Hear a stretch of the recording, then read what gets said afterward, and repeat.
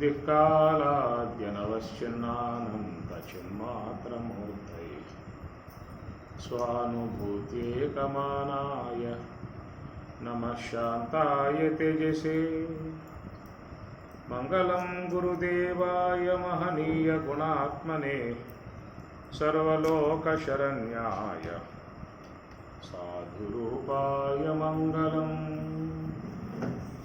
सहस्रशीर्षा पुरुषः सहस्राक्षः सहस्रपात् स भूमिं विश्वतो रुत्वा अत्यतिष्ठदशाङ्गुलं पुरुष एवेदकं सर्वं यद्भूतं यच्च भव्यम् उतामृतत्वशेषानः यदन्येनातिरोहति एतावानस्य महिमा ततो जायागुंशपूरुषः। सहस्रशीर्षा पुरुषः సర్వేశ్వరుడు సహస్ర శీర్షములు కలిగి ఉన్నటువంటి విధానము విశ్వరూపం. సహస్ర శీర్ష పురుష ఉంది కదా. విశ్వరూప సందర్శన యోగం అట్లా.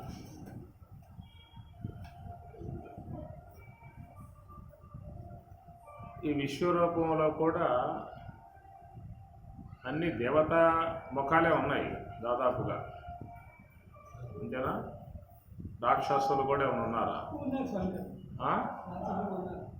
వాళ్ళు ఉన్నారా?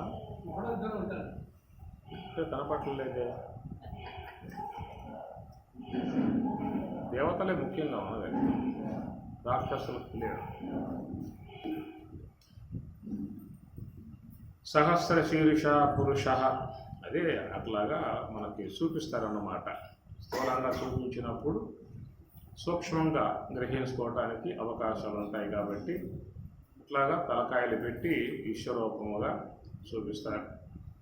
ఈ ప్రకారంగా మనం మరి స్వామివారు ఇక్కడ చెప్పిన అంశాల మీద సహస్రశీర్ష పురుష సహస్రాక్ష సహస్రప సహస్ర అక్ష. అక్ష అనేటువంటిది ఏంటంటే మనం చెప్పుకుంటున్న అంశము మామూలుగా అక్ష అంటే కన్ను.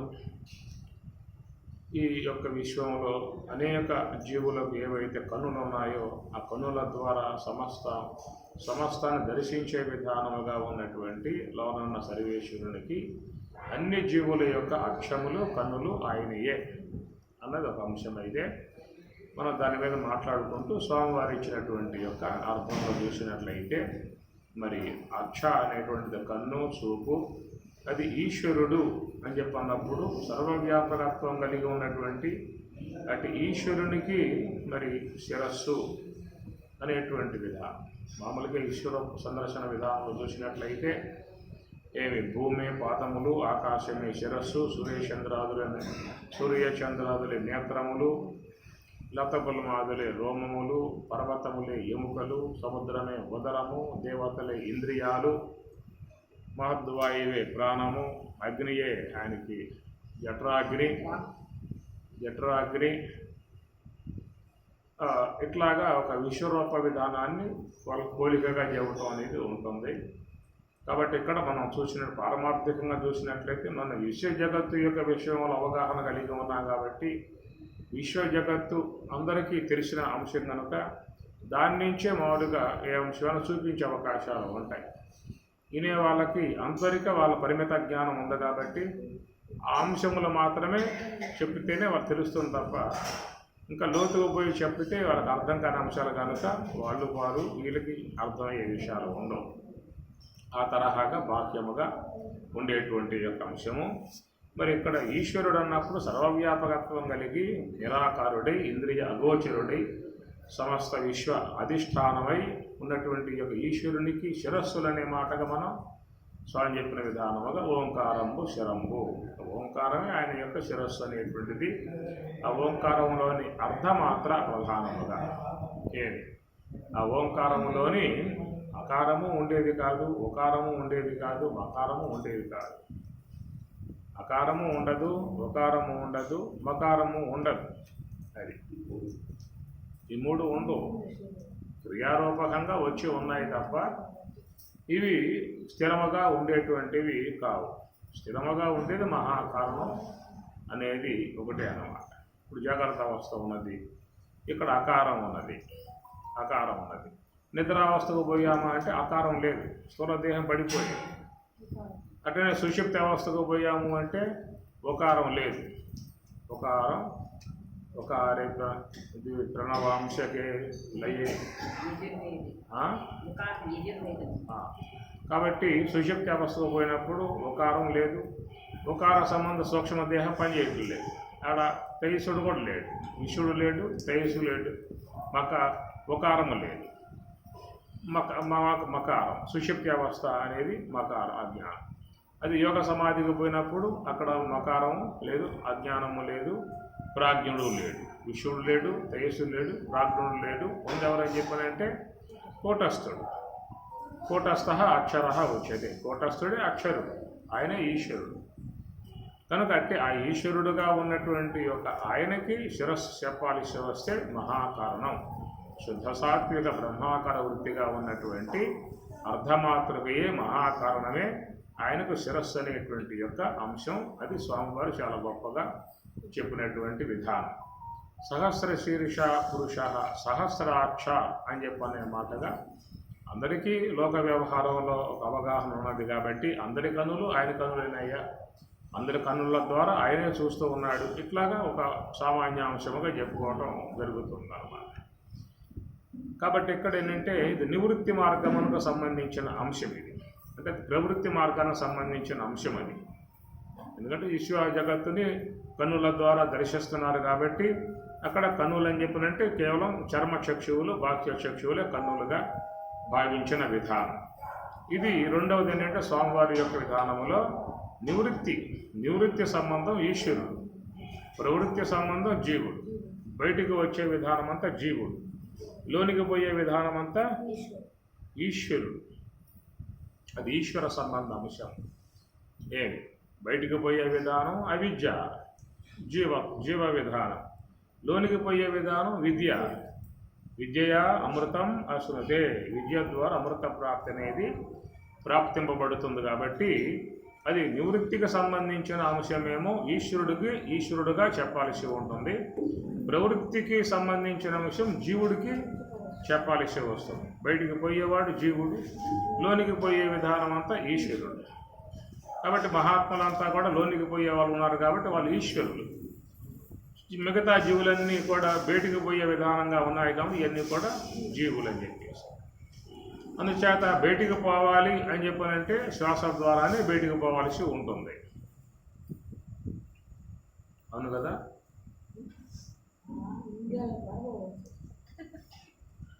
ఎలా శ్వాస ద్వారానే బయటకు పోతుంది తప్పది అన్నావా? ఇంద్రియాల ద్వారా బయటకు పోతాము, శ్వాస ద్వారా లోపలికి. రైట్. ఏమి ఎంతైనా కరెక్టేనా? కరెక్టేనా? నువ్వు చెప్పేది కరెక్టే, నేను చెప్పేది కరెక్టే.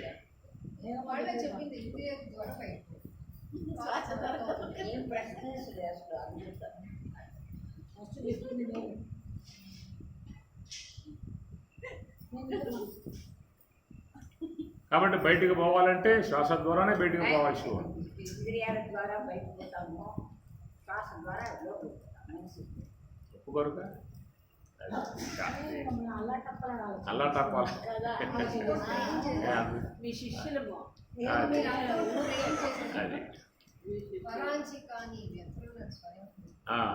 కాబట్టి ఏంటంటే ఈ ప్రకారంగా ఈ మార్గాలు అట్లాగా నిర్దేశింపబడ్డాయి. మనం పెట్టినవి కాదు, మనం ఏర్పాటు చేసుకున్నవి కావు. ఈశ్వరుడే నియామకం చేశాడు. నువ్వు బయటికి పోవాలంటే ఇట్లా పోవచ్చు, లోనకు పోవాలంటే అట్లా పోవచ్చు.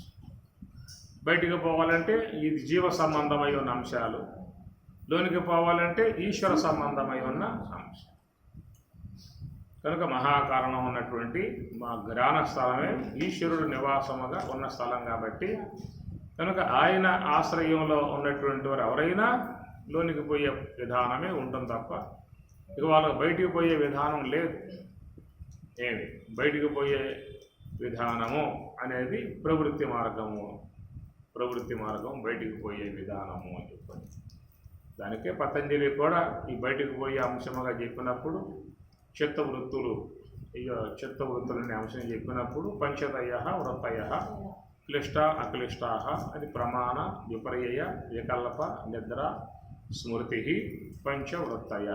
ఈ 5 కూడా బయటికి పోయాయి. చిత్తవృత్తులు అని చెప్పన్నప్పుడు అవి బయటికి తీసుకుపోయేటువంటివి. ప్రమాణము, విపర్యయము, వికల్పము, నిద్ర, స్మృతి అనేటువంటివన్నీ కూడా ప్రవృత్తికి సంబంధించిన అంశాలకు మనగానే చెప్పుకొచ్చాడు. కాబట్టి ఈ ప్రకారంగా లోనికి పోవటానికి ఉన్నటువంటి మార్గం 5. అవును కదా? బయటికి పోయేదంటే ఇంద్రియాలంతా. కాదు, బయటకు పోయే మార్గాలు 5 అని చెప్పి. కాదు, లోపలికి పోయే మార్గాలు 5 అని చెప్పింది. కాదు అని ఆన్సర్. ఏం చెప్తాను? బయటకు పోయే మార్గాలు 5 కాదు ఆన్సర్. నేను చెప్పింది ఏంటి? ఆపోజిట్. ఏం చెప్పాను? లోపలికి పోయేది 1 ఇంద్రియాలన్నీ. లోపలికి పోయేది 5 అన్నారు. చిత్తవృత్తులు 5 కూడా లోపలికి పోయేవి అని చెప్పారు. కనుక లోనికి పోయే మార్గాలు 1 అని ఏమన్నా ప్రామాణికం ఉందా? ఉంది. ఎక్కడుంది? వ్యవసాయాత్మక బుద్ధి ఏకేహ పూర్ణందన. గీత 2వ అధ్యాయంలో వ్యవసాయాత్మిక బుద్ధి ఏకేహ కురునందన బహుశాఖాహి అనంతాశ్చ బుద్ధయ అవ్యవసాయనం. వ్యవసాయము అంటే ప్రయత్నము. వ్యవసాయాత్మిక బుద్ధి, ఎవరైతే మనస్సుని నిశ్చలముగా ఆ యొక్క బుద్ధిని అంశతో ఆశ్రయంలో ఉంటారో అంటే ఆశ్రయంలో ఉన్నటువంటి వారి యొక్క విధానము ఏకేహ కురునందన. ఏకే ఒక్కటే మార్గము, లోనికి పోయే మార్గం ఒక్కటే. బహుశాఖాకి అనంతాశ బుద్ధయ అవ్యవసాయనం. యోగ సాధన చేయకుండా అవ్యవసాయనం, యోగ సాధన చేయకుండా ప్రయత్నం చేయకుండా యోగమును శీలించకుండా ఉన్నటువంటి వారి యొక్క మనస్సు బుద్ధి అనేటువంటిది బహుశాఖాహి అనంతాహ. బహుశాఖాహి అనంతాహ అని 2 పదాలు వాడాడు. బహుశాఖలంటే అది నేత్రం ద్వారా పోవచ్చు, శ్రోత్రం ద్వారా పోవచ్చు, జిహ్వ ద్వారా పోవచ్చు, త్వగేంద్రియం ద్వారా పోవచ్చు. ఇక అనేక బహుశాఖలుగా ఉన్నటువంటి మార్గం అనంతాహ. అనంతం అంటే మనసులో ఉన్న ఆలోచనానుగుణ్యముగా పోయేటువంటిది అనంతములిక. ఆలోచన ప్రవాహాలతో కూడి అనంతములుగా ప్రయాణం చేసే విధానం. దాని అంతం లేదు, ఆలోచనలకు అంతం లేదు. ఎన్ని ఉచ్చిపడతా ఉంటాయో లెక్కలేని తరాలుగా ఉచ్చిపడతా ఉంటాయి. కాబట్టి అవ్యవసాయనం, నా వ్యవసాయనం అవ్యవసాయనం, ప్రయత్నం లేకుండా యోగ సాధన లేకుండా ఉన్నటువంటి వారి యొక్క చిత్తం మనస్సు అది బహుశాఖాహి అనంతాహ. దాంట్లో ఎప్పుడూ కూడా అనేక శాఖలు, శ్రోత్రేంద్రియం ద్వారా కాసేపు, నేత్రేంద్రియం ద్వారా కాసేపు, జపేంద్రియం ద్వారా కాసేపు, త్వగేంద్రియం ద్వారా కాసేపు రౌండ్ అండ్ రౌండ్ వేసుకుంటూ ఉంటుందన్నమాట. ఇక ఆలోచనలు అయితే పుంకాలుగా పుట్టుకొచ్చే విధానం అనే మాటగా వ్యవసాయాత్మిక బుద్ధి ఏకేహ. పరమాత్మ దగ్గరికి చేరుకోవడానికి ఒకే మార్గం ఉన్నది. లోకంలో ఏమంటారు? అయ్యా దేవుని వద్దకు పోవడానికి అనేక మార్గాలు ఉన్నాయి, ఎటు నుంచి పోయినా దేవుణ్ణి చేరుకోవచ్చు.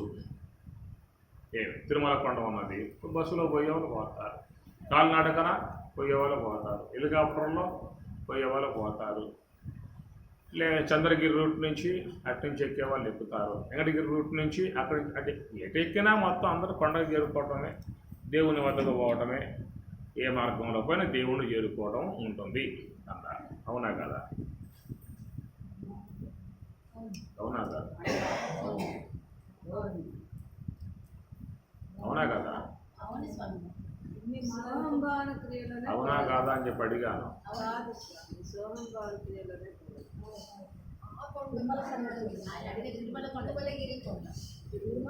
అందువల్ల ఈ ప్రకారంగా దేవుని వద్దకు పోవాలంటే ఒక మార్గమేనా? ఏ మార్గంలో పోయినా చేరుకోవచ్చు అనేది రూపంలో ఉందన్నమాట. కాబట్టి ఈ ప్రకారంగా తిరుమల పండుగ ఎగబాకే విధానాలలో బస్సులో పోవచ్చు, కారులో పోవచ్చు, నడుచుకుంటూ పోవచ్చు, ఎగబాకి పోవచ్చు, లేకపోతే ఇంకా ఇంకో మార్గంగా పోవచ్చు. ఎడిపోయినా కొండ మీద పోతాం తప్ప గుళ్ళో పోవు. గుళ్ళో పోవాలంటే అక్కడికి పోయిన తర్వాత స్నానం చేసిన తర్వాత అందరూ క్యూలో పోవాల్సిందే. గుళ్ళో పోవాలంటే అందరూ ఒకే మార్గం అంతే. కొండ ఎక్కబోకటానికి ఎన్నో మార్గాలు ఉన్నాయి, గుళ్ళో పోవటానికి ఒకే మార్గం అన్నమాట. కాబట్టి ఏకేహ ఒక మార్గమే. భగవంతుని దగ్గర పోవడానికి ఒకే మార్గం నివృత్తి మార్గము. ప్రపంచం వద్దకు పోవటానికి అనేక మార్గాలు అనే మాట స్వామి చెప్పిన మాట. కాబట్టి ఈ ప్రకారముగా ఏకేహ ఒకే మార్గమై ఉన్నదో ఆ ఒకే మార్గముగా ఉన్నటువంటి ఆ స్థానములో ఈశ్వరుడు నివాసంగా ఉన్నాడు.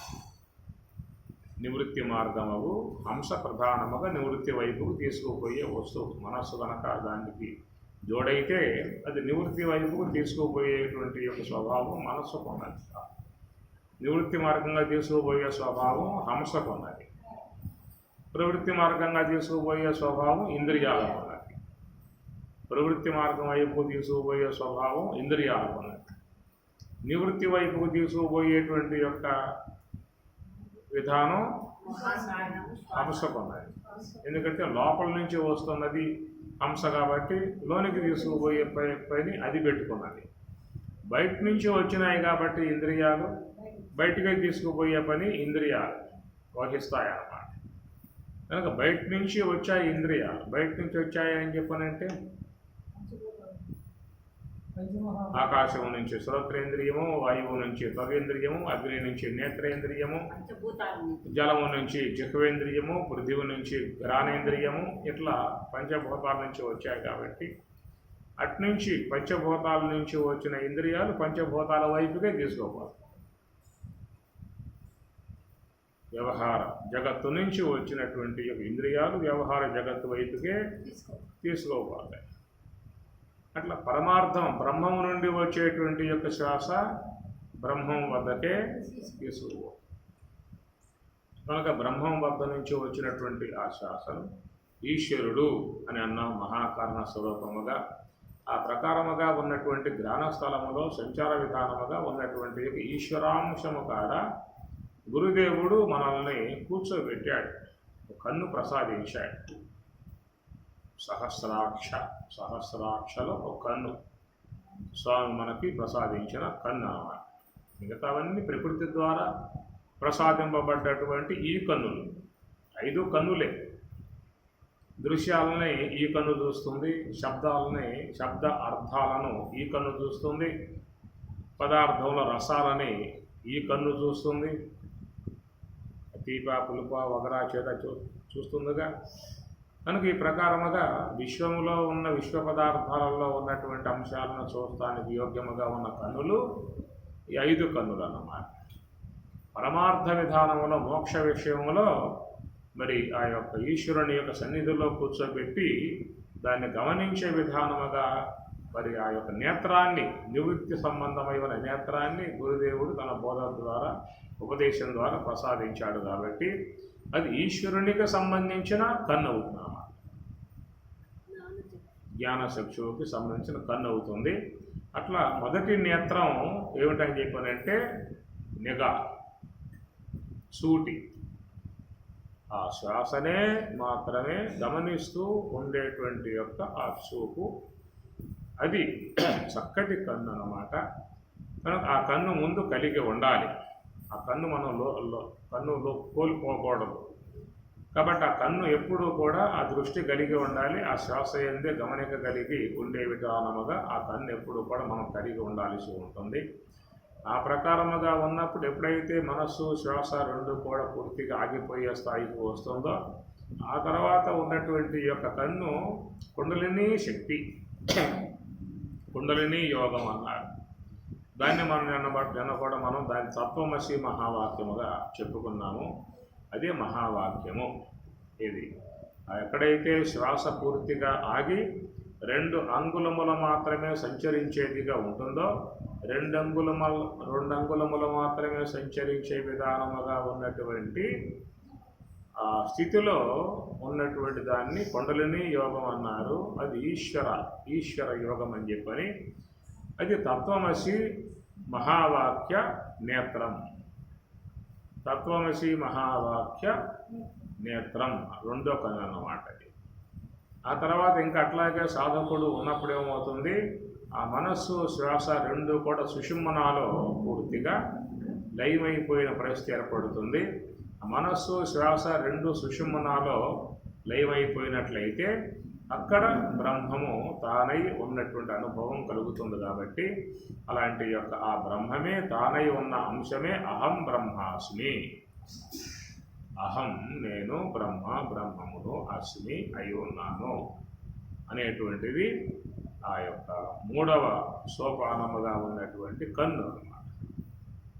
ఆ బ్రహ్మమునే వీక్షించేటువంటి కన్ను మూడవ సోపానం అహం బ్రహ్మాస్మి.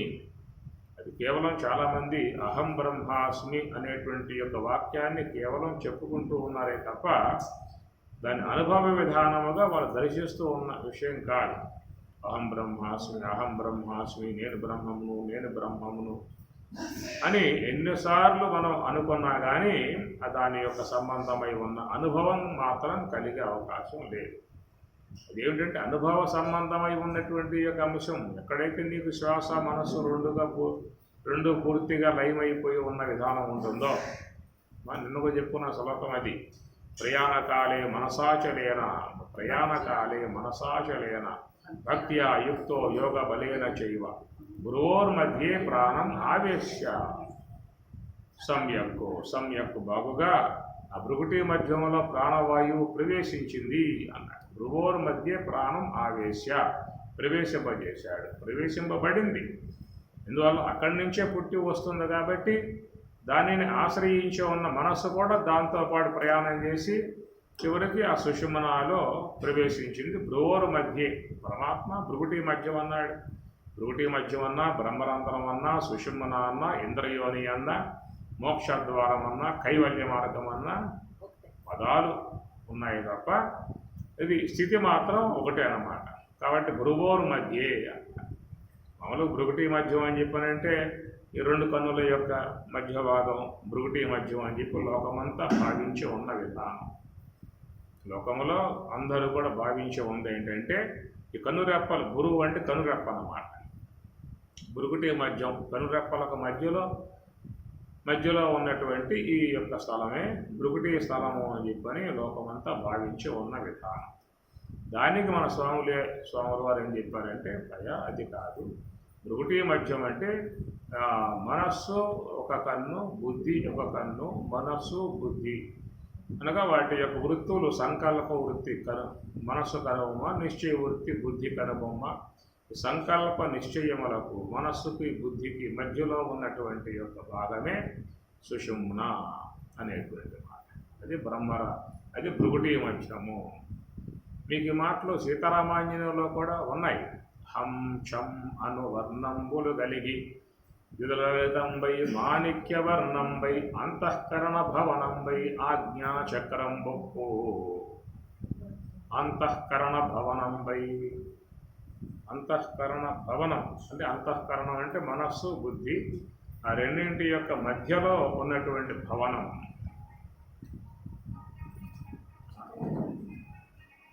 అంతఃకరణ భవనంబై ఆజ్ఞాచక్రం బొప్పు. అది భవనం అంటే భగవంతుడు నివాసముగా ఉన్నటువంటి భవనం. అంటే బ్రహ్మము కదా. అంటే ఏమిటి? బ్రహ్మము.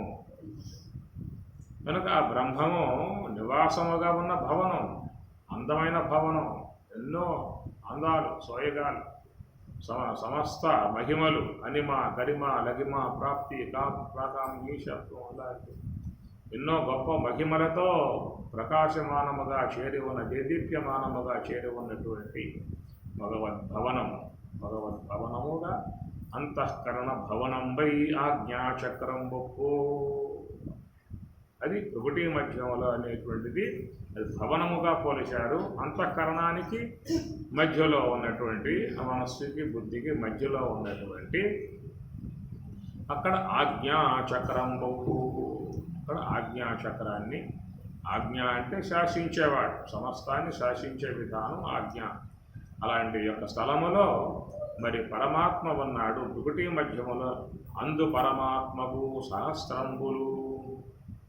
అందు పరమాత్మకు సహస్రంబులు ఆ భృకుటి మధ్యమకు మనస్సుకి బుద్ధికి మధ్యలో లోన అది ఏలిపెట్టి చూపించే అవకాశం కాదు. ఇదంటే భృకుటి మధ్యం ఏలిపెట్టి చూపించవచ్చు, కానీ ఆ యొక్క విధానాలని ఎక్కడంటే భూటి మధ్యం లోపల అని చెప్పి అంటూ ఉన్నారు అని ప్రశ్న వేస్తే జవాబు లేదు. ఎవరికి వారుగా అనుభవైక వేద్యముగా తెలుసుకోవాలి తప్ప వాళ్ళే చూసుకోవాలి, ఎవరికి వాళ్ళే చూసుకోవాలి. ఏమనుకోండి ఈ మాట అంటాడు, చూపి చెప్పరాదు సూక్ష్మది, చూపి చెప్పరాదు సూక్ష్మమది, మదికి తోచుగాని మర్మమెన్నగరాదు.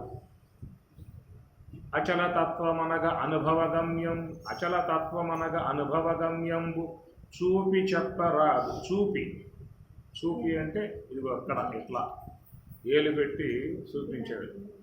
చూపి చెప్పరాదు సూక్ష్మది, మదికి తోచుగా అని మర్మమెన్నగరాదు. అది అనుభవంలో తెలుస్తుంది తప్ప దాన్ని మళ్ళీ మాటలతో చెప్పాలన్నా కానీ సాధ్యం కాని విధానము. మదికి తోచు, నోట్లో పదార్థం పడేసావు, చాలా అద్భుతంగా ఎంతో మరి రుచికరంగా ఉన్నటువంటి పదార్థం మనస్సుతో ఆస్వాదించావు, సంతోషించావు. దాన్ని చూపించట్లాగో దాన్ని చూపించు, ఈ అనుభవం చూపించు. తిన్నావుగా, ఆ మాధుర్యం అనుభవించావుగా, సంతోషపడ్డావుగా, ఏమి నీ సంతోషం? ఆ మాధుర్యమే నా చూపించు. చూపి చెప్పరాదు మరి ఎట్లా ఉంటుందో చెప్పవచ్చుగా. బాగా ఆ బాగా ఎట్లా ఉంది? బాగా అంటే ఎట్లా ఉంది? ఎవరికి వారు అనుభవం చేసుకుని దాన్ని ఆస్వాదించాలే తప్ప అది ఏలిపెట్టి చూపించడం కానీ మాటలతో చెప్పటం కానీ సాధ్యం కాదనేది ఏమన్నా తన అనుభవ సంబంధమైన అంశాన్ని ఆ మాటలుగా చెప్పుకొచ్చారు. కాబట్టి అట్లా భృకుటి మధ్యం ఎక్కడ అనే మాట వాడినట్లయితే వాళ్ళు చెప్పల. అంతఃకరణ భవనంపై ఆజ్ఞాచక్రం బొప్పు అందు పరమాత్మకు సహస్రంబులు ఎక్కడ? ఇది లోపల చూసుకోవాల్సిందే ఈ పని. కాబట్టి భృకుటి మధ్యం అని చెప్పినప్పుడు మనం భావించుకునే ఇది విధానం ఇది కాదు. లోపల ఉన్నటువంటి యొక్క మనస్సుకి బుద్ధికి సంకల్పానికి నిశ్చయాలకు ఆ మధ్య విరామం ఉన్నదే, ఆ విరామ స్థలమే సుషుమ్న. దాన్నే భృకుటి మధ్యము అన్నారు. భృవోర్ మధ్య ప్రాణం ఆవేశ. ఆ భృకుటి మధ్యంలో ప్రాణవాయువు ప్రవేశింపబడుతుంది. అక్కడ వాడు తం పరం పురుషం ఉపయేతి. ఆ పరమ పురుషుణ్ణి బ్రహ్మమును అక్కడ పొందటం జరుగుతుంది అని చెప్పన్నారు. కాబట్టి ఆ ప్రకారముగా సుషుమ్నాయందు ప్రవేశించినప్పుడు అక్కడ పొందినటువంటి యొక్క బ్రహ్మానుభవమునందు బ్రహ్మమునందు ఉన్నటువంటి ఏ దృష్టి ఉన్నదో అది మరి కన్ను, అదొక కన్ను అన్నమాట. సోహంపై దృష్టి నిష్ఠ అదొక కన్ను. కుండలినీ శక్తిపై నిఘా దృష్టి అదొక కన్ను. బ్రహ్మముపై నిఘా బ్రహ్మనిష్ట అహం బ్రహ్మాస్మి అదొక కన్ను. సర్వాత్మన భావనగా ఉన్నటువంటి సర్వం కలివిదం బ్రహ్మ అనేటువంటిది అదొక కన్ను. ఇవన్నీ ఇప్పుడు అనుభవరూపకంగా వచ్చేటువంటి కన్నులు అన్నమాట. అవి ఈశ్వర సంబంధమై ఉన్న నేత్రములు. ఇవన్నీ జీవునికి సంబంధించినటువంటి యొక్క ఇవన్నీ నేత్రములు, ఈ కన్నులన్నీ కూడా అవి నివృత్తి మార్గ సంబంధం కదా. నివృత్తి మార్గము జీవుడు అని చెప్పని, నివృత్తి మార్గము ఈశ్వరుడు అని చెప్పని. కాబట్టి ఆ విధముగా ఎంతమంది లోకములో శ్వాసపై నిఘా కలిగి ఉన్నటువంటి వాళ్ళు ఎంతమంది, కుండలినీ శక్తిపై నిఘా ఉన్నటువంటి వాళ్ళ తత్వమసి మహావతి నిఘా ఉన్న వాళ్ళు ఎంతమంది, బ్రహ్మనిష్టను పొంది అహం బ్రహ్మాస్మి బ్రహ్మమునందు నిష్ట కలిగి ఉన్నటువంటి వారు ఎంతమంది, సర్వాత్మన భావనగా అంతటా కూడా బ్రహ్మమునే దర్శించే విధానముగా ప్రతి నిమేషము పరబ్రహ్మంబు వీక్షించి మదిసొక్కి వెలుపల మరసువాడు అడుగడ్గునకు మాధవాను చింతన సుధా మాధుర్యమున మేను మరచువాడు. ఇలాంటి వాళ్ళు ఎంతమంది లోకంలో ఉన్నారో, ఇంతమందిలో ఉన్నటువంటి శ్వాసపై నిఘాగా ఉన్న కన్ను కానీ, కుండలినీ శక్తిపై ఉన్నటువంటి నిఘా అనేటువంటి కన్ను కానీ, అహం బ్రహ్మాస్మి అనేటువంటి యొక్క మహావాక్య సంబంధమైన బ్రహ్మనిష్ట కలిగి ఉన్నటువంటి కన్ను కానీ, సర్వాత్మన భావనగా ఉన్నటువంటి విద్యావినయ సంపన్నే బ్రాహ్మణే గవిహస్తిని సునిశైవ శివవాకేశ పండిత సమదర్శన బ్రాహ్మణుడు ఎందు, గోవు ఎందు, శునకమునందు, ఏనుగు ఎందు, చండాలుని ఎందు ఏ ఉపాధులు ఎట్లా ఉన్నా కానీ కాక, ఎలాంటి ఉపాధి అయినా కానీ కాక, అన్ని ఉపాధులలోనూ సమదర్శన, ఒకే ఒక్క వస్తువు. ఏ బ్రాహ్మణుడు గొప్పవాడు, గోవు గొప్పది, కుక్క హీనం, శునకం హీనము, ఏనుగు హీనము, చండలుడు హీనము, ఈ ఉన్నతము హీనం అనేటువంటి యొక్క భావాలన్నీ కూడా దృక్పథం, బాహ్య దృక్పథం. నీ నేత్రంతో చూస్తూ ఉన్నావు, నీ నేత్రానికి అయ్యవారు చాలా గోవు పూజ్యం, శునకం చాలా హీనం, ఏనుగా అహంకారం, చండాలుడు మహాయం. ఎవరికున్నది? నీ దృష్టి, నీ బాహ్య దృష్టికి గోచరించేటువంటి అంశాలు అన్నమాట. కానీ మహాత్ముడుగా బ్రహ్మవేత్తగా ఉన్నటువంటి వాడికి ఎన్ని లేవు, బాహ్యము కాదు వాడిది, అందరి యందు ఒకే ఒక్క చేతనాన్ని చూస్తున్న విధానం అన్నమాట. సమదర్శన, సమ అంటే బ్రహ్మమునే అతడు దర్శిస్తూ ఉన్నాడు. కాబట్టి ఈ ప్రకారముగా సర్వాత్మనా భావనగా అంతటా కూడా బ్రహ్మమును దర్శించే కన్ను, అది ఈశ్వరునికి సంబంధించిన కన్ను. కానీ కొంతమందికి అయితే సమవర్తిన కూడా వస్తుంది. సమదర్శన అనేది గీతలో చెప్పారు. సమవర్తిన, వర్తిన అంటే వర్తించడం. పశువుల్లో పశువుగా, శునకాల్లో శునవుగా, గార్ధవాల చెట్లలో చెట్లుగా, పుట్లలో పుట్లగా కలిసిపోతాడు. భేదభావం లేదు. వాడు ఎక్కడ కూర్చుంటాడు, ఏం కూర్చుంటాడు, వాళ్ళకి ఎబ్బెట్టని, హీనమని, ఉన్నతం అని చెప్పిన భావనలకు లేవు. అవధూతలుగా ఉన్న వాళ్ళకి ఒంటి మీద బట్ట ఉందా లేదా, తిన్నామా తినలేదా, మురుక్కాలవా లేదా పలిపుల తోట, ఏమి లేదు వాళ్ళకి. కేవలం వాళ్ళ స్థితిలో వాళ్ళు అట్లాగే ఉండిపోతారు. అలాంటి యొక్క నేత్రములు ఈశ్వరునికి సంబంధించిన కన్నులు. నివృత్తి మార్గముగా ఈశ్వరుని యొక్క ఈశ్వర మార్గములో ఉన్నటువంటి వారికే ఆ ఈశ్వరుడు వాళ్ళకి తన కన్నులు ప్రసాదిస్తాయి. ఆ కన్నులు ఈశ్వరుడు ప్రసాదిస్తాడు. దివ్యం దదామి తే చక్షు అన్నట్లుగా నీకు ఆ కన్నులు ఈశ్వరుడు ప్రసాదిస్తాడు. నువ్వు ఎప్పుడు ప్రసాదిస్తాడు? ఈశ్వరుని యొక్క సన్నిధిలో నువ్వు ప్రవేశిస్తే. ఇంతవరకు ఉంది అక్కడ జీవుని ప్రదేశాల్లో ఉన్నావు. అదే జిహ్వ ద్వారా ఉన్నా, శ్రోత్రం ద్వారా ఉన్నా, నేత్రం ద్వారా ఇవన్నీ కూడా జీవునికి సంబంధించినటువంటి యొక్క ఆ కన్నుల్లో నువ్వు ఉన్నావు, ఆ కన్నులలో ఉన్నావు. కాబట్టి నువ్వు చేరవలసింది ఎక్కడ అని చెప్పినట్టు ఈశ్వరుని యొక్క సంబంధించినటువంటి ఆ భాగంలోకి చేరితే ఆయనకు సంబంధించిన కన్నులు నీకు ప్రసాదింపబడతాయి. అలాంటి కన్నులు సహస్రాక్ష, అనేక వేల కన్నులు ఆయన కలిగి ఉన్నటువంటి వాడు.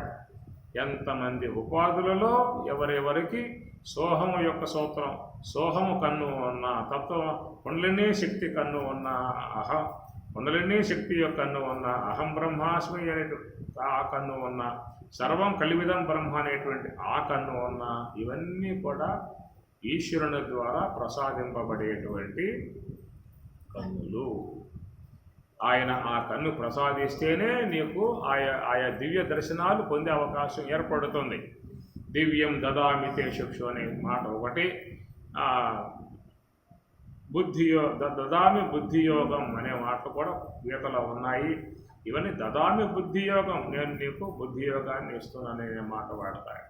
తేషాం ఏవానుకంపార్థం అహం అజ్ఞానజం తమః నాశయామి ఆత్మభావస్థః జ్ఞానదీపేన భాస్వత. తేషాం ఏవ అనుకంపార్థం అహం అజ్ఞానజం తమః నాశయామి. ఆ విధంగా లోన ఉన్నటువంటి యొక్క సర్వేశ్వరుడు అనాదిగా చేరి ఉన్నటువంటి యొక్క అజ్ఞానం అనేటువంటి యొక్క అంధకారాన్ని నాశయామి జ్ఞానదీపేన భాస్వత, జ్ఞానదీపంతో నశింపజేస్తున్నాను. దాని ద్వారా స్వరూప జ్ఞానం కలగజేస్తున్నా వాళ్ళకి. అజ్ఞానజం తమః నాశయామి ఆత్మభావస్థ జ్ఞానదీపేన భాస్వత, ప్రకాశింపజేస్తున్నాను అన్నాడు. కాబట్టి అట్టి ప్రకాశవంతమై ఉన్నటువంటి అట్టి ఆ కన్నులు ప్రసాదింపబడేటువంటిది ఎక్కడ అంటే ఈశ్వరుని యొక్క సాన్నిధ్యంలోకి ఎవరైతే వస్తారో వాళ్లకు ఆ కన్నులు ఈశ్వరుని ద్వారా ప్రసాదింపబడతాయి. ఆయన ద్వారా రావాల్సింది అవన్నీ కూడా మనకి బయట ఉంటే మాత్రం అవి రావు కాబట్టి అలాంటి ఆ నేత్రములు కలిగి ఉన్నటువంటి ఈశ్వరుడు ఇలాంటి ఈ కన్నులు ఎంతమందికి ప్రసాదించాడు? మొదటిగా ఈశ్వరుడు గురువు, ఆయన ప్రసాదించిన కన్ను నిఘా, శ్వాసపై నిఘా అనేటువంటిది గురుదేవుడు అనుగ్రహించిన విధానముగా ఆయన ఈ యువగా అక్కడి నుంచి మనం దాని నుంచి పోయే కొద్దీ లోన ఉన్నవి అన్నీ కూడా సర్వేశ్వరుడే మనకు అక్కడ ప్రసాదించాల్సి ఉంటుంది అని చెప్పనే విధానము. సహస్రాక్ష అలాంటి నేత్రములు కలిగి ఉన్నటువంటి వారు విశ్వములో ఎంతోమంది మహాత్ములు, యోగులు, యతీశ్వరులు, సాధువులు, పరివరాజకులు, విద్వసత్తములు, యోగులు, జ్ఞానులు ఎంతోమంది అలాంటి కన్నులు కలిగి ఉన్నారు కాబట్టి సహస్రాక్షుడు సర్వేశ్వరుడు. దాన్ని బట్టి సహస్రాక్ష సహస్రపాతో అనేక పాదములు కలిగి ఉన్నటువంటి స్వామి అన్నారు. సహస్రపాత్ దానికి ఇక్కడ స్వామివారు కూడా మనకేంటంటే పదల గతవు అనే ధాతువు చెప్పుకొస్తూ పద్యంతే పొందబడినది ఇది కనుక పాదములు క్రమక్రమముగా స్థూల శ్వాస కుండలిని సంకల్ప మనస్సు బుద్ధి జీవుడు ఈశ్వరుడు ఈ ప్రకారముగా ఉన్నటువంటి యొక్క వాట్లను దాటుకుంటూ ప్రయాణం చేసే విధానమే పద్దల గతవు పాదములు అని లక్ష్మయ్య గారు తన పురుష సూక్తం అనేటువంటి ఒక దానికి వ్యాఖ్యానం రాస్తూ స్వామివారు చెప్పిన మాట ఏమిటి పాదములు అని చెప్పినట్టు స్థూల దేహం దాటి శ్వాస దాటి కుండలిని శక్తి దాటి సంకల్ప శక్తి దాటి మనస్సు దాటి బుద్ధి దాటి జీవత్వమును దాటి ఈశ్వరత్వమును దాటి బ్రహ్మమును చేరుకునే విధానముగా ప్రయాణం చేయటమే ఇవన్నీ కూడా మరి ఈశ్వరునికి సంబంధించి ఉన్నటువంటి పాదములు అన్నారు. ఏమి సహస్రాక్ష సహస్రపాత్ సభూమిం విశ్వతో వృత్వా అత్యతిష్ట దశాంకులం పురుష ఏ వేదకం సర్వం యద్భూతం యక్షభవ్యం ఉతామృతత్వశేషాన యదన్నేనాతిరోహతి సభూమిం. ఈ ప్రకారముగా ఈ 4 సోపానములుగా ఉన్నటువంటి నేత్రములు 4 సోపానములుగా ఉన్నటువంటి నేత్రములు సోహం తత్వమసి అహం బ్రహ్మాస్మి సర్వం కలివిదం బ్రహ్మ ఈ మహావాక్యములే నేత్రాలు అనుకోండి, ఇంకేం లేదు. ఇవి కేవలం చెప్పుకునేవి కాదు, ధ్యానములు అనుభవానికి వచ్చేటువంటివి. ఆ అనుభవం కలగజేసే విధానం ఈశ్వరుడు ఆయన ఇస్తాడు. సోహంపై నిఘా కానీ, తత్వమసి మహావాక్యంపై నిఘా కానీ, అహం బ్రహ్మాస్మిపై నిఘా కానీ, సర్వం కలివిదం బ్రహ్మ అనేటువంటి సర్వాత్మన భావన నిఘా కానీ ఈ 4 సోపానాలుగా ఉన్నటువంటివి అనేటువంటివి ఈశ్వరుడు ప్రసాదించేవి కాబట్టి ఈశ్వర సంబంధ కన్నులు. ఇట్లా చెప్పుకున్నటువంటి ఇవన్నీ కూడా ఏవైతే అడుగులు ఉన్నాయో పద్దల గతవు పాదములు అని ఉన్నాయి. ఇలాగా ఉన్నట్టు విధానం సభూమిం సహా అట్టి ఈశ్వరుడు అలాంటి వేల కొలది శిరస్సులు కలిగి ఉండి, వేల కొలది కన్నులు కలిగి ఉండి, వేల కొలది పాదములు కలిగి ఉండి ఉన్నటువంటి సహా అట్టి ఆ ఈశ్వరుడు సభూమిం ఆయన భూమిలో ఉన్నాడు. అయ్యా ఇప్పుడు భూమిలో జలంలో లేడా, అగ్నిలో లేడా, వాయువులో లేడా, ఆకాశంలో లేడా, దిక్కుల్లో లేడా? సందేహం వస్తుంది. ఆయన భూమిలో ఉన్నాడు అంటే మరి జలంలో లేడా, అగ్నిలో లేడా, వాయువులో లేడా? మరి ఉంటే భూమి ఏం చెప్పాలి అక్కడ? అది ప్రధాన స్థానం. ఇవన్నీ కూడా కాబట్టి ప్రకారం అంతటా వ్యాపకమై ఉన్నాడు, అన్నింటి యందు ఉన్నాడు. జలంలో ఉన్నాడు, అగ్నిలో ఉన్నాడు, వాయువులో ఉన్నాడు. కలడంబోది కలండు గాలి కలడాకాశంబునన్ కుంభిన్ అగ్నిన్ దిశన్ కలడు ఓంకారంబునన్ త్రిమూర్తుల త్రిలింగ అంతటం కలడీశుండు ఈశుండు కలడు అని మాట. అంతటా వ్యాపకమై సర్వవ్యాపకత్వము కలిగి ఉన్నటువంటి ఈశ్వరుడు సభూమిం విశ్వత వృత్వా అత్యతిష్ట దశాంగులం. ఆయన ఎక్కడున్నాడు అని చెప్పినంటే సభూమిం భూమిని నివాసంగా చేసుకుని ఉన్నాడు. భూమిని నివాసంగా చేసుకుని ఉన్నాడు. ఏదా భూమి అని చెప్పానంటే మహాకారణ స్థలం భూమి అన్నమాట. మహా భూమి సభూమి అది ఆకాశము, వాయువు, అగ్ని, జలము, పృథివీ. ఆకాశము, వాయువు, శ్రోత్రమాకాశే వాయువు త్వక్కు అగ్నిచక్షు అప్సుజిహ్వ పృథివ్యాం గ్రాణమితి. శ్రోత్రమాకాశే వాయువు త్వక్కు అగ్నిచక్షు అప్సుజిహ్వ పృథివ్యాం గ్రాణమితి అని చెప్పి. సభూమిం ఏమండి, ఆకాశం అన్నారు, వాయువు అన్నారు, అగ్ని అన్నారు, జలం అన్నారు. వీటిలో లేడా? ఆకాశంలో లేడా? అగ్నిలో లేడా? వాయువులో లేడా? వింటున్నారా? పర్లేదా? పర్లేదా? అయ్యో కష్టం స్వామి. కళ్ళు మూత పడుతున్నాయా?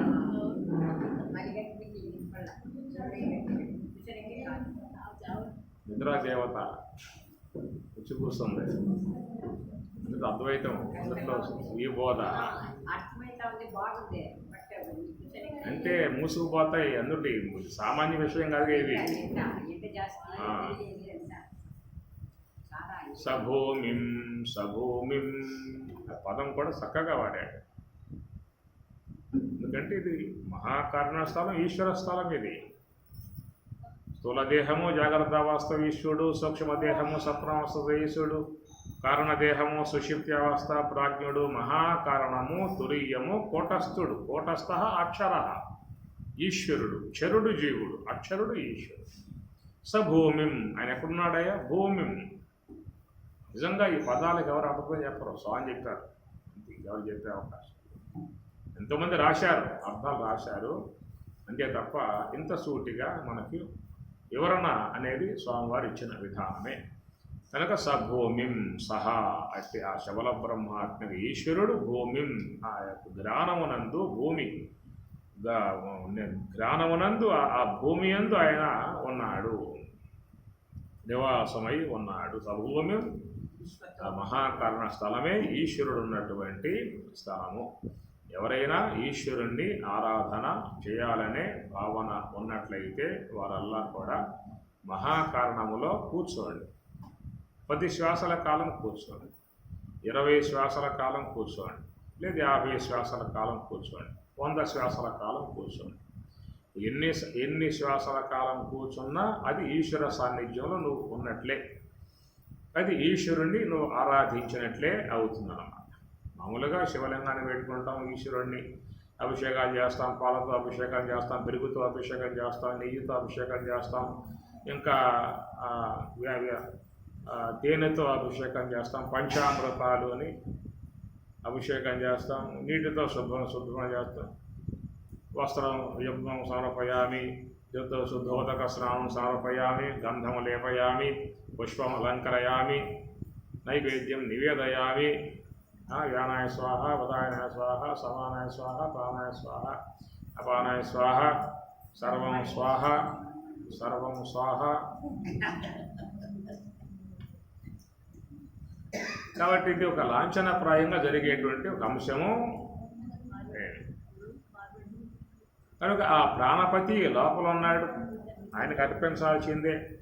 కాబట్టి ప్రకారంగా మనం ఎప్పుడు కూడా ఒక బాహ్య భావనకే ముడిపడి ఉన్నాం కనుక ఈశ్వరుడు ఉపనిషత్తుల ద్వారా చెప్పబడేటువంటి ఒక అంశముగా చూసినట్లయితే ఆయన ఉన్న స్థలం మహాకారణ స్థలం. ఆయన శ్వాసను పట్టు కూర్చున్నాడు. ఎందుకు ఆయన కూర్చున్నాడు? మా గాన స్థలంలో, ఆకాశ స్థలంలో చెప్పొచ్చుగా, లేకపోతే అగ్ని స్థలంలో చెప్పొచ్చుగా, లేదా వాయు స్థలంలో చెప్పొచ్చుగా అని చెప్పానంటే ఇక్కడ మరి శ్వాస ఎక్కడ ఉంది కదా, దాన్ని పట్టుకునే బాధ్యత ఆయన పడింది. ఇప్పుడు ఆ శ్వాస నువ్వే ఆడించుకుంటే ఆయన ఎక్కడన్నా కూర్చుంటాడు, ఎడన్నా కూర్చుంటాడు. నువ్వు ఆడించుకునే పని పెట్టుకుంటే ఒకవేళ రిలీఫ్ అయ్యి ఇక హాల్లో ఎక్కడ కూర్చున్న సంగతి, కాసేపు అక్కడ కూర్చుందాం, కాసేపు ఇక్కడ కూర్చుందాం, కాసేపు ఇక్కడ కూర్చుందాం అని ఏదైనా చోట్లు మార్చుకుంటూ కూర్చునేవాడేమో. కానీ నువ్వు ఆ బాధ్యత తీసుకోవటం లేదే, ఆయనకి అప్పచెప్పే ఆ బాధ్యత. కనుక ఆ శ్వాస సంచారం చేయాలంటే అది ఆయనే చేయాల్సి ఉంటుంది. కాబట్టి సభూమి ఆ భూమి యందు ఈశ్వరుడు ఉన్నటువంటి వాడే విశ్వతః వృత్వా అత్యతిష్ట దశాంగులం. సభూమిం మహాకారణంలో ఉన్నటువంటి ఈశ్వరుడు విశ్వతః వృత్వా, విశ్వతః అంతటా కూడా ఆయన వృత్వా ఆవహించి ఉన్నాడు, వ్యాపకమై ఉన్నాడు. ప్రధానముగా మనకున్నటువంటి స్థూల దేహానికి మూలం ఏమిటంటే శ్వాస, సూక్ష్మదేహానికి ఆధారం ఏమిటని చెప్పనంటే ఎరుక అని స్వామి చెప్పారు. కాబట్టి స్థూల దేహానికి మూలం శ్వాస అన్నారు. మరి ఆ విధముగా స్థూల దేహం అనేటువంటిది ఉన్నది అని చెప్పనంటే ఆ స్థూల దేహంలో మిగతా అన్నీ కూడా పనిచేస్తున్నాయి అని చెప్పనంటే మరి ఆ యొక్క అత్యతిష్ట దశాంగులం, దశ అంగుళములుగా సంచరించేటువంటి ఆ శ్వాసయే విశ్వతః వృత్వా తన యొక్క అంశాన్ని శాఖోపశాఖలుగా విస్తరింపజేసుకుని శరీరమంతా కూడా అది వ్యాపకమై ఉన్నది. అది వ్యాన ఉదాన సమాన ప్రాణ అపానములుగా దేహమంతా వ్యాపకమై ఉన్నది. వ్యాన సర్వ శరీరగ, వ్యాన సర్వ శరీరగ 72,000 నాడీ మండలాలను శుద్ధం చేయడానికి విధానముగా ఆ వ్యానవాయువు అనేది వ్యాపకమై ఉన్నది. ఉదాన కంఠదేశస్థ, ఆ ఉదానవాయువు కంఠమునందు ఉండి బాగా పలికే విధానముగా అది చేసే వ్యవహారముగా ఉన్నది. హృది ప్రాణ, హృదయమునందు ప్రాణవాయువు ఉండి రక్తాన్ని శుద్ధం చేసే విధానముగా అది చేస్తూ ఉన్నది. నాభి సమాన, నాభి యందు సమాన వాయువు ఉండి దాన్ని తీసుకునేటువంటి యొక్క ఆహారం అంతా పచనం చేసే విధానముగా అది చేస్తున్నది. బుధే అపాన, ఆ యొక్క వాయుస్థలములో అపాన వాయువు ఉండి వ్యర్థ పదార్థాలను బయటకు నెట్టేట్లుగా అది చేస్తూ ఉన్నది. ఇవన్నీ పూనుకుని చేయబట్టి నువ్వు ఇట్లా హాయిగా సంతోషంగా ఏదో మాట్లాడుకుంటూ కబుర్లు చెప్పుకుంటూ చేసుకుంటూ ఉన్నావు. అవి కనుక మన కొద్ది లేపాన్ని పనుకున్నట్లయితే లేదు.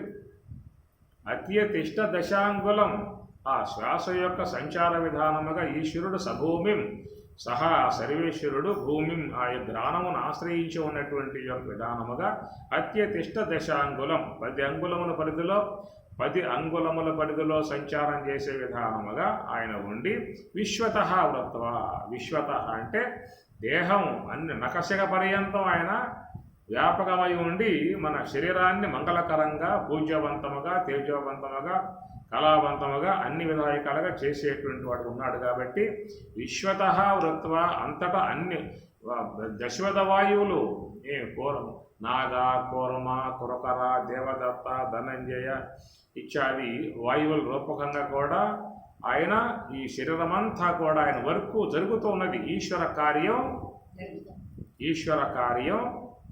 జరుగుతూ ఉన్నది. అది జరగబట్టే మనకి చక్కగా మన జీవితాలన్నీ కూడా మంగళకరంగా నడిచే విధానంగా ఉన్నది. కాబట్టి ఏ వాయువు కూడా పనిచేయటం కనుక మానుకున్నదా అని చెప్పనంటే నాభి సమాన, సమానం ఏంటంటే అది అగ్ని యొక్క సంబంధమై ఉన్నటువంటిది సమానం అన్నమాట. సమాన వాయువు సమానం అన్నమాట. అనగా వాయువు యొక్క పరగభాగము అగ్ని యొక్క అర్ధాంశమునకు చలనత్వం ఇవ్వడం కారణంగా సమానం ఏర్పడిన అగ్ని అంశంతో ఏర్పడింది. కాబట్టి సమాన వాయువు జఠరాగ్నిగా ఉండి మనం తీసుకునేటువంటి యొక్క ఆహారాలని ఎప్పటికప్పుడు జీర్ణం చేస్తూ ఉన్నది. కాబట్టి వాళ్ళు వండేవాళ్ళు వండుతూ ఉంటే, తినేవాళ్ళు తింటూ ఉంటే, జీర్ణం చేస్తూ ఉంటే ఇట్లా మనం మాట్లాడుకోవడం అన్ని అవకాశాలుగా ఉన్నాయి. అది కాస్త కనుక కర్మ క్రియ మానుకుందనుకో, ఇక లోపల నువ్వు జఠరాగ్నిని పెట్టుకోవాలి. ఏదైనా కుంపటో లేకపోతే ఇంకేదైనా స్టవ్ గివో చిన్న స్టవ్లో పెట్టుకుని ఆహారం పడేసుకోవాల్సి వస్తుంది. కాబట్టి సహభూమిం విశ్వతః వృత్వా అత్యతిష్ట దశాంగులం, అవి 10 అంగుళములుగా సంచారం చేస్తున్నది. 10 అంగుళములుగా 10 అంగుళములుగా సంచారం చేసేదానముగా ఆ సర్వేశ్వరుడే గమనం కలిగి ఉన్నాడు. 10 అంగుళములేనానండి, ఎక్కువ కాదా? చూడండి, బాగా నువ్వు దీన్ని ఊదు ఆడ దాగబోతుంది, లే బాగా లోపల లాగు ఎక్కడ దాగబోతుంది. 10 అని చెప్పి అన్నారే, ఆడదాగబోతుంది కదా అన్న ప్రశ్నలు కూడా వేయవచ్చు. పరిగెత్తే వాడికి బాగా శ్వాస గసపడతాడు, ఆవేశంలో ఉన్నవాడికి కూడా శ్వాస బాగా గసగొడుతుంది. రోగాలతో మంచాన పడ్డటువంటి వాడికి కూడా శ్వాస బాగా దీర్ఘంగా సాగుతూ ఉంటుంది. అవి లెక్క కాదు. అసలు శ్వాస గమనము అనేటువంటి యొక్క విధానముగా ఎలాంటి ఉద్వేగము లేకుండా కోపతాపాలు లేకుండా రోగగ్రస్తుడు కాకుండా ఎలాంటి వాడి గురి కాకుండా ఆరోగ్యముగా ఉన్నటువంటి వాడి విషయం చూసినట్లయితే దశ అంగుళములుగా సంచారం జరుగుతూ ఉంటున్నాం. నిర్మల మనస్కుడవై ఉండు చూడు దశ అంగుళముల మాత్రమే ఉంటుంది. ఆవేశపరుడికి, ఉద్వేగపరుడికి, రోగగ్రస్తుడికి, పరుగులు తీసేవాడికి, ఉద్వేగంతో మాట్లాడే వాళ్ళ విషయంలో కాదు ఇది. సామాన్య విధానంగా చూసినట్లయితే అత్యతిష్ట దశాంగులం. కాబట్టి ఆ 10 అంగుళముల పరిధి ఎందువల్ల చెప్పటం కారణము అని చెప్పినట్లయితే ఆ 10 అంగుళములలో పంచభూతములు ఇమిడి ఉన్నాయి. ఈ 10 అంగుళములలో ప్రకృతి ఇమిడి ఉన్నది. మనకి మహిత దేహేంద్రియ ప్రాణ మానసాది దృశ్య రూపిణియు జడాత్మికయు త్రిగుణ కలితియు ప్రకృతి సకారంబు పరమ పురుష హకారము సకారం అని చెప్పినట్టు హకార శివరూపాయ అని చెప్పినట్టు హకార అంశములో శివతత్వం ఉండగా సకార అంశములో శక్తితత్వం ఉండగా ఆ యొక్క సకార అంశములో చేరి ఉన్నటువంటి ఈ పంచభూతములు అది పంచాత్మికంబైన పవనంబు నిగృహీతమైనది భవదింద్రియంబుల మనమునందాగబడ్డవి అవియును నదియును బుద్ధియందు ఒదిగించి శుద్ధమైన నామవతరవునలోలత రహితములుగాగా. చాలా గొప్ప పద్యం ఇది, చాలా గొప్ప అంశం ఇది. పంచాత్మికంబైన పవనంబు నిగృహీతమైనది. దాన్ని బట్టి స్వామి చెప్పింది ఏంటంటే ధ్యానములో ఉన్నప్పుడు 2 అంగుళాలు తగ్గిందా అంటే పృథివీ అంశం దాడతావు కాబట్టి పృథివీ పంచకం జడమయ్యింది. ఇంకా 2 అంగుళములు అధిగమించినట్లయితే ఈ జలము యొక్క సంబంధ అంశములన్నీ కూడా జడమవుతాయి. ఇంకొక 2 అంగుళాలు తగ్గినట్లయితే అగ్ని యొక్క సంబంధమై ఉన్నటువంటివన్నీ కూడా నిశ్చలమైపోతాయి, జడమవుతాయి. ఇది ఒక యోగ సాధనలో ఉన్నటువంటి అంశము. ఇది కేవలం మాటలకు మాత్రం అందేటువంటి యొక్క అంశాలు కాదు, అది ధ్యానములో అనుభవరూపకంగా వచ్చేటువంటి అంశము. అది ఇప్పటికీ బాగా అయిపోయింది. కాబట్టి ఈ ప్రకారముగా అనుభవరూపకంగా వచ్చేటువంటి యొక్క అంశములు కాబట్టి దాన్ని ఇక్కడ మనకు వేద రూపముగా చెప్పిన అంశం స్వామివారు మంచిగా చూపిస్తున్నారు. సభూమిం విశ్వతః వృత్వా అత్యతిష్ట దశాంగులం అని చెప్పని చాలా గొప్ప అంశాలు అవన్నీ కూడా. ఓం సహనా భవతు సహనౌ భునక్తు సహ వీర్యం కరవావహై తేజస్వినావధీతమస్తు మా విద్విషావహై. ఓం శాంతి శాంతి శాంతి. హరి ఓం తత్సతు. శ్రీ గురుభ్యో నమః. హరి ఓం. మరి